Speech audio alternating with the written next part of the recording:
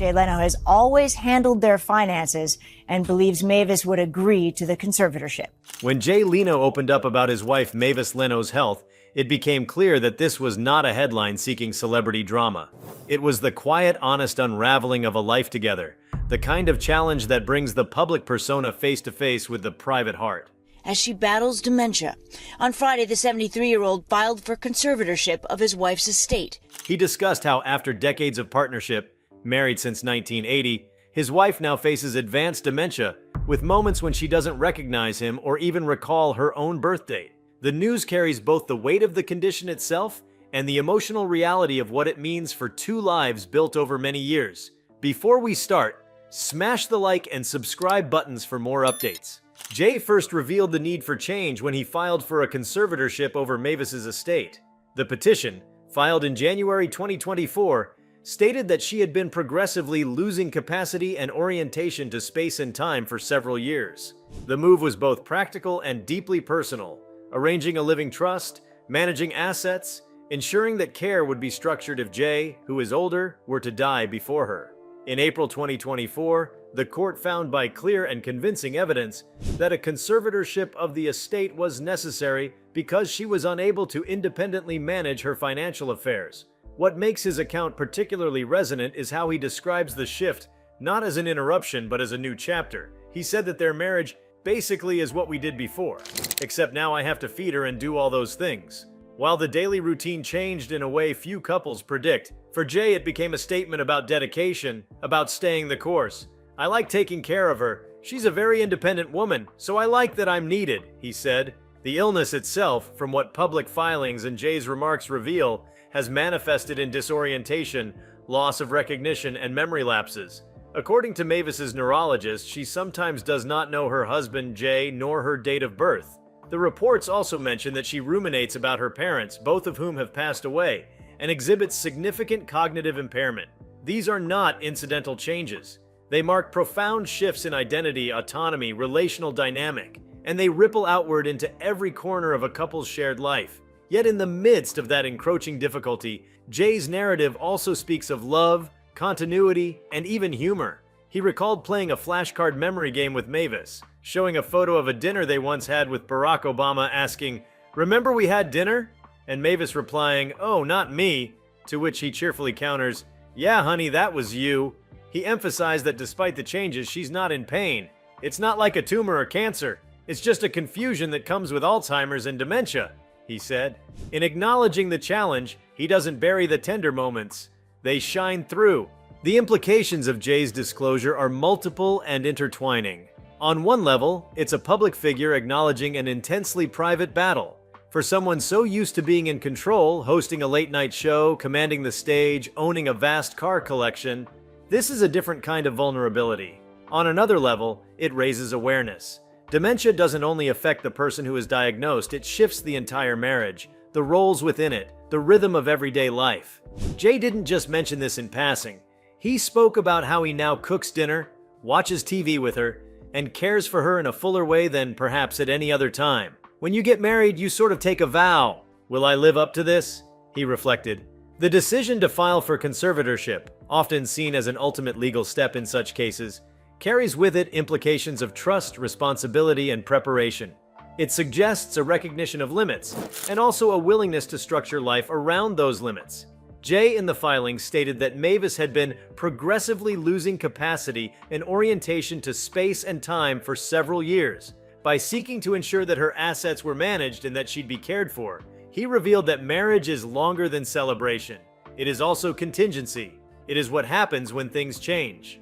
There is no drama in his statement, but a solemn acceptance of what has become necessary. Another implication lies in how society views caregiving, especially within long-married couples. Jay's openness challenges certain stigmas. Here is a widely known figure admitting raw daily caregiving tasks, feeding, changing, carrying to the bathroom, and describing them as part of his life now. When you have to feed someone and change them and carry them to the bathroom and do all that kind of stuff every day, it's a challenge, he said.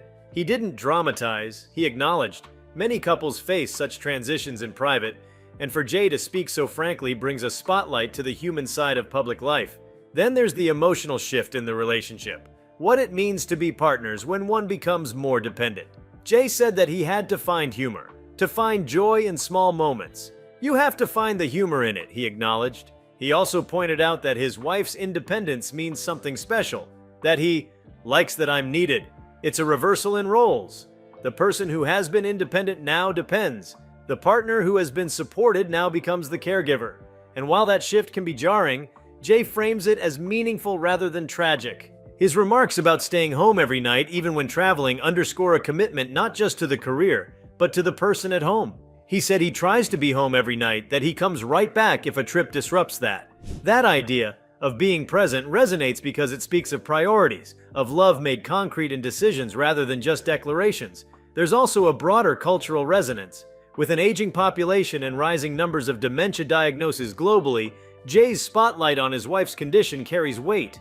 When someone prominent discloses such a status, it can encourage others to confront similar issues, to talk about estate planning, conservatorships, caregiving logistics, and perhaps lessen stigma or isolation. It brings an often private domain into a more open conversation. Within the context of a long marriage, Jay and Mavis's story takes on particular poignancy. Married for over 4 decades without children, their relationship has always been distinctive. Jay has remarked before about the secret of staying married. Marry your conscience. Marry someone who reflects the person you want to be. Now, after years of that principle in practice, the test he faces is less about external temptations or career drama, and more about staying day after day. I would rather be with her than doing something else, he said. Yet there is no illusions of ease. He acknowledges that things are not ideal. The challenge is real. He said plainly, "It's not that I enjoy doing it, but I guess I enjoy doing it. There's desire, but also duty, affection, but also grit. It's the dual nature of love unfolding in time." The condition of advanced dementia is life-altering. In the court documents, it was noted that Mavis's current condition renders her incapable of executing the estate plan. She sometimes doesn't know her husband. She ruminates about parents gone decades ago. These are not minor quibbles of memory. They are fractures of self and relationship. For Jay, the implication is that the marriage has shifted from being two independent souls together into a caregiving scenario. He has described that transition with gentleness, not self-pity. By speaking publicly, Jay does more than share his truth. He invites empathy and awareness. He doesn't present himself as hero, just present. He doesn't romanticize the challenge. It is challenging, but he also doesn't resign or retreat from it. That fidelity, in an era when public figures can feel transient, carries its own power. The moment when he opened up about Mavis's health thus stands as a marker, not just in their private journey, but in how we as a culture view aging, caregiving, partnership, and public persona. It's a moment of transparency. It's an offering of real life behind fame. A man known for jokes, cars, and late-night banter sitting down and saying, "This is what's happening and I'm doing my job." It asks, what do vows mean when everything changes? He seems to answer, they still mean something. Watching their journey, one sees that illness does not erase identity entirely. In Mavis's case, she is still described as a delightful person, still has a charming personality and could communicate. Her activism, her past, her presence, they are still part of the picture. The challenge is stitching that continuity into a new daily life, and Jay's role is to hold that thread, remembering dinners, making her laugh at old monologue segments, cooking meals, finding the humor and the meaning in the everyday. It is often said that uncertainty is the only certainty in life. For Jay and Mavis Leno, the coming years may bring more unknowns than knowns. But his choice to share their current truth gives others permission to think differently about similar struggles.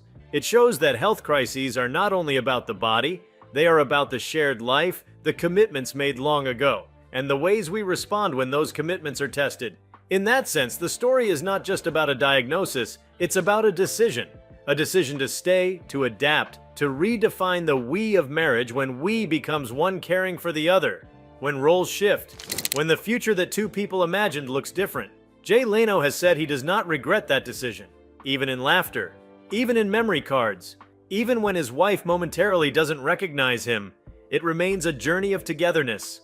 Through it all, the implication is clear. Love isn't just the spark of meeting, the cruising years, the success stories.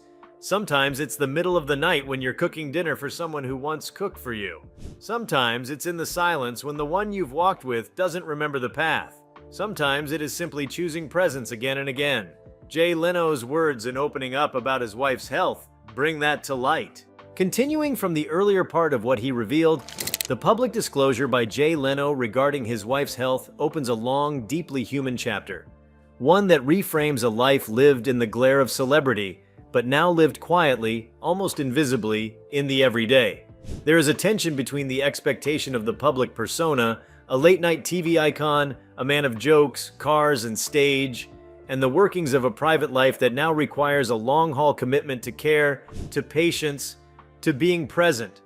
That tension, and how he chooses to engage with it, illuminates not just his personal journey, but the larger landscape of marriage, aging, illness, love, and responsibility. The moment when Jay Leno formally filed for the conservatorship of Mavis Leno's estate may have seemed legal and procedural. He sought to ensure that her assets were managed, that there would be a trust, that her care would be provided for should he no longer be able to serve in that role. According to the certificate filings, he stated that she had been progressively losing capacity and orientation to space and time for several years, but the decision is deeply relational too. It reflects a shift in their shared life, a recognition that the balance of independence and mutual support between two people has tilted, that the roles have evolved. It asks the question, when one partner becomes less capable of managing their own affairs, what does the other partner do? And in a marriage as long and as public as theirs, what does that mean in practice? What emerges in his commentary is the idea that the marriage they built is still continuing, but the script has changed. He specifically remarked, "It's basically what we did before, except now I have to feed her and do all those things." When you hear that line, you hear more than the literal tasks. You hear the shift from peer to caregiver, from equal partner to someone whose job includes tending to basic needs, support, scaffolding the day. The humor that Jay finds in flashcards of past dinners and pictures of old friends reveals a coping strategy, a way of staying connected to what was, even as the what is becomes altered. The stakes, though, are profound, because the condition he says that his wife is facing is not benign or simply forgetful. Her neurologist and her court-appointed counsel describe moments when Mavis does not recognize her husband, nor know the date of her own birth. She ruminates about parents long since gone and shows a lot of disorientation. What does that mean to live with someone when the person you've known, the person you've built a life with, begins to lose pieces of that identity?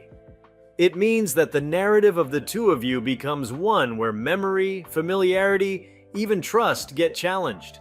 It means that the emotional landscape of your commitments is stretched and revealed in sharper relief.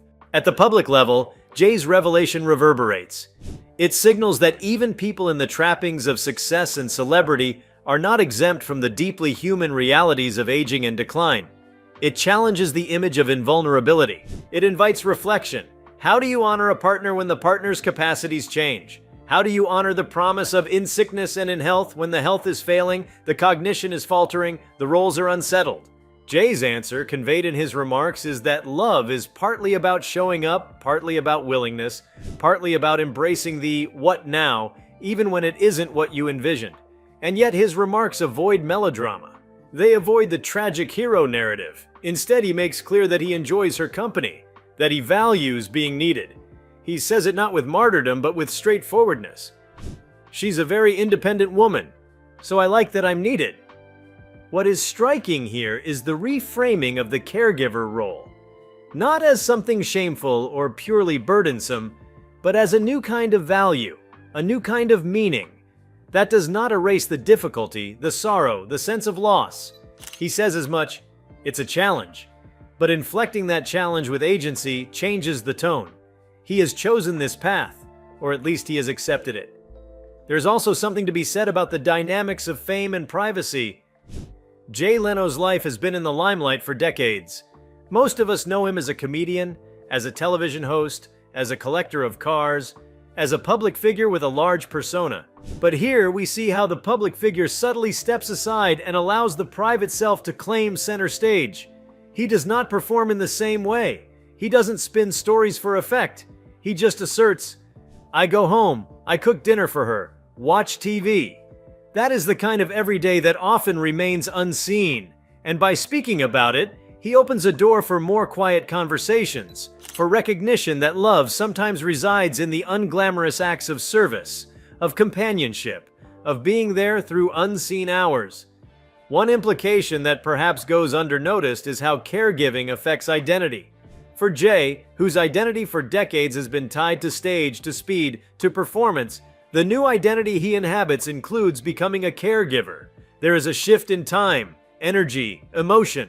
The tasks may be physical, logistical, existential. He has to navigate home life differently. He has to attend to someone whose autonomy is reduced. He has to structure their life in new ways. That requires humility. He seems to allow for that. He remarks that marriage is defending your own vows, that the trial may come not in the headline moments, but in the quiet ones when you choose to stay. For him, this is the trial. Another thread is the legal and financial dimension of what has happened. The filing for the conservatorship, the court's acknowledgement that she can no longer execute an estate plan, the fact that all assets were common property, all of these underscore the complexity behind the scenes. It is not just a spouse guarding another spouse, it is managing an estate, dealing with legal frameworks of capacity, dealing with what is sometimes called older age contingency planning. The decision to create a living trust so that her care would be managed in the event of his passing is both practical and emotional. It says,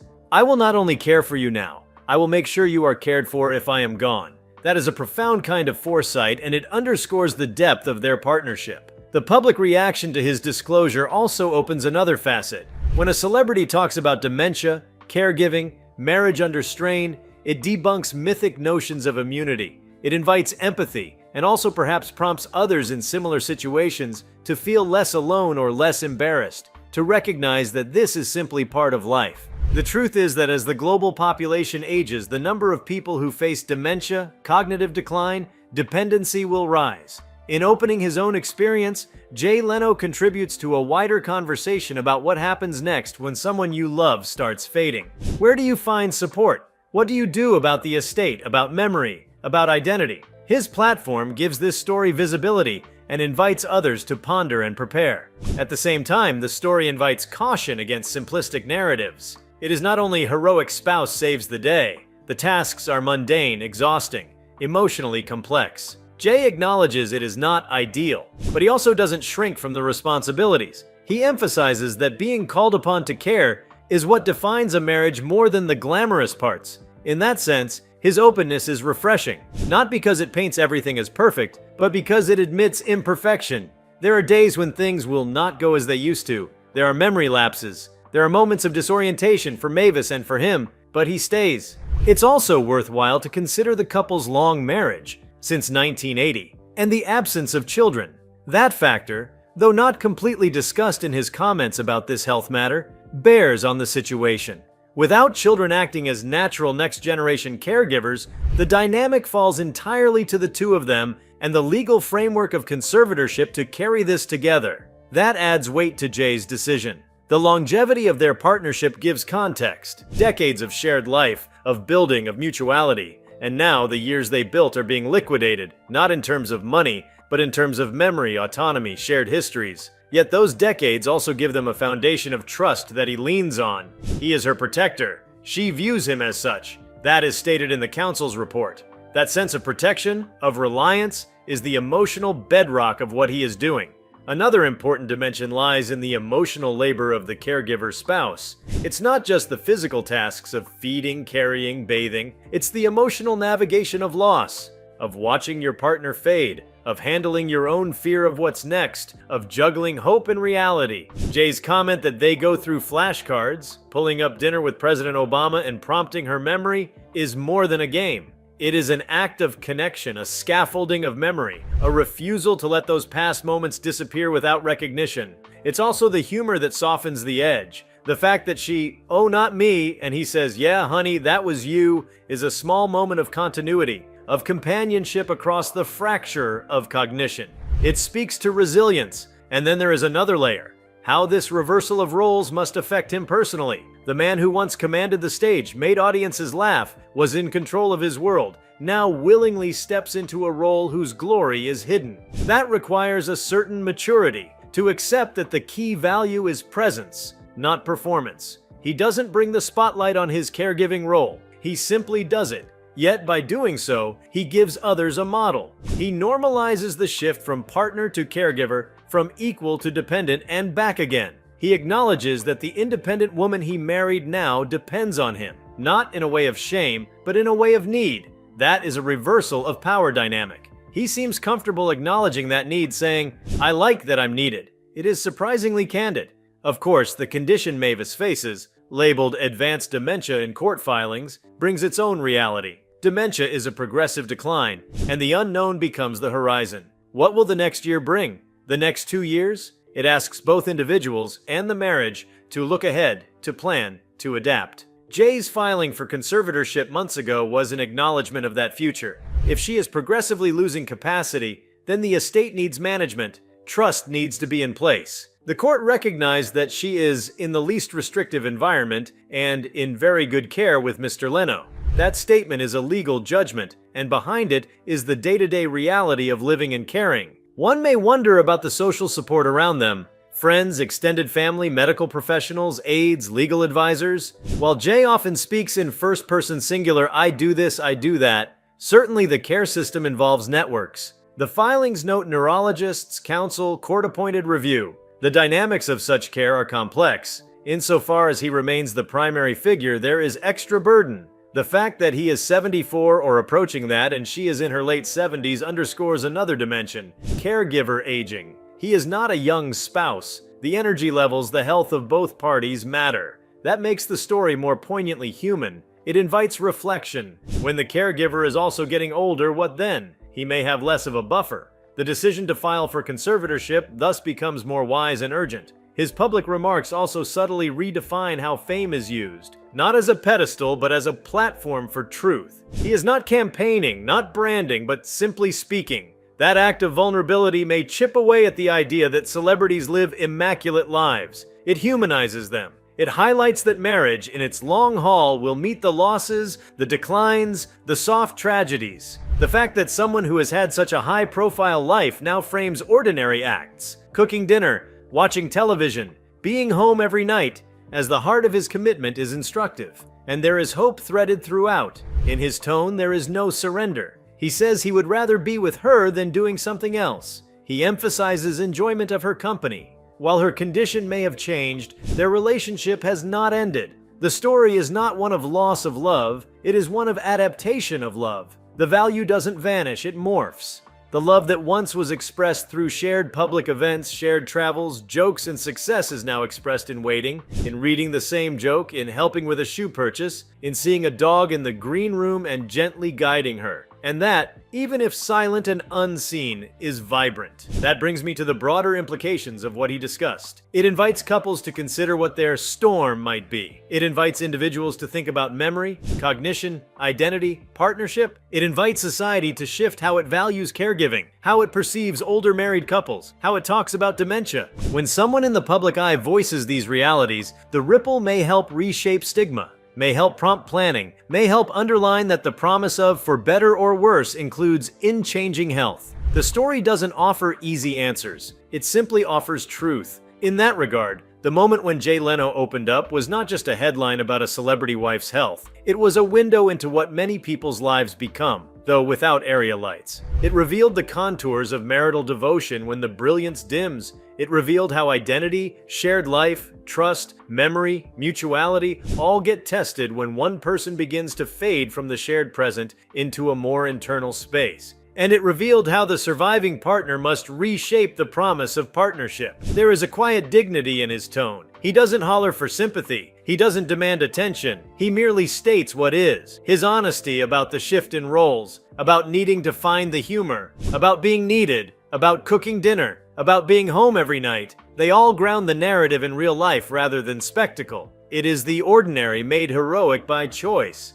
One might ask, why did he choose to speak now? Why share this? Possibly because the conservatorship is public record, possibly because the diagnosis is clear, possibly because the story is bigger than them. In speaking, he makes visible what is often hidden: the unseen labor of caregivers, the reconfigured marriage, the challenges of aging. For fans of his show, for people who only knew the public figure, this adds dimension. For any person facing a similar path with a spouse, this may offer solidarity. Another implication concerns the interplay of memory and identity. With Mavis sometimes unable to recognize who she is or who Jay is, the relationship has to find new anchors. The shared history remains, but the ability to recall it may diminish. Jay immerses himself in their past photographs, those flashcard moments, as metaphorical life rafts. He does not abandon the shared life, he amplifies it. That suggests the core of partnership may lie less in what you both remember than in what you both choose to keep living. The story suggests that being needed need not feel like a burden, but can feel like purpose.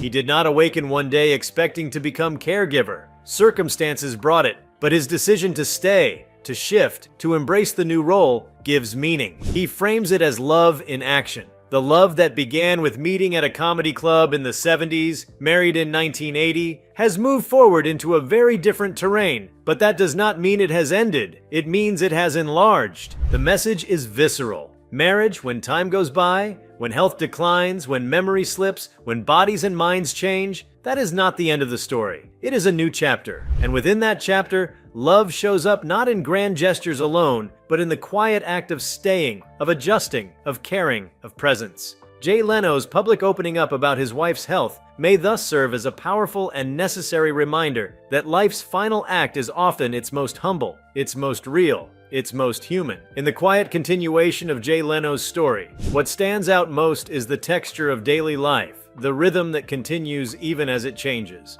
For someone who once lived by the clock of television schedules, live audiences, and precise punchlines, time now stretches differently. The days are structured not by taping or appearances, but by medication schedules, doctor's visits, and the cadence of caregiving. It is an inversion of tempo, where once the world moved quickly around him, now it slows to meet her needs. This shift illustrates a deep philosophical change, one from the pursuit of performance to the practice of patience. Every day presents its own kind of uncertainty. Dementia does not announce its changes with clarity. It drifts and confuses. Some mornings might bring recognition, others may not. Jay's navigation of this shifting terrain is as much emotional as practical. It demands a kind of listening that goes beyond words, a reading of expressions, gestures, tone. When Mavis forgets something or becomes disoriented, he must recalibrate without frustration, reminding her gently, re-anchoring her in familiarity. This kind of patience is learned in silence. It's the kind that cannot be taught by fame or fortune. It comes only from love stretched over time. What also becomes striking is the emotional solitude that often accompanies caregiving, even for those surrounded by people. Jay has lived his entire life among crowds, but now the world narrows to 2 chairs in a living room, a dinner plate shared, a television humming in the background.